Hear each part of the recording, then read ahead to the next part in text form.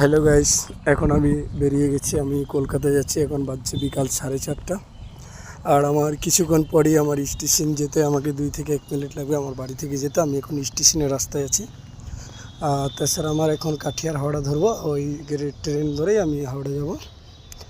আর হাওড়া যে দেখা যাক এবার আমার পাসপোর্টটা কি হয়, পাচ্ছি কি না। আমি এর আগে একবার গিয়েছিলাম, ওখানে হয়নি, কিন্তু আবার কালকে ডেট আছে আমার 12 তারিখে। সেই 12 তারিখে যে দেখি, কালকে যদি হয়ে যায় তো অবশ্যই ভালো, আর না হয় তো অবশ্যই একটু ডিস্টার্বও হতে পারে। কেননা যে আমি এর আগেও 2-1বার আমি অনেকবার করেছি, প্রায় 6 মাস ধরে। তো আমি গত মাসে আমি গিয়েছিলাম কলকাতা বিএবি অফিস। যা হোক, ওখানে বলেছিল তুমি একটা অ্যাপয়েন্টমেন্ট ডেট বের করে নিয়ে আসো তাহলে। তো যা হোক, অলরেডি আমি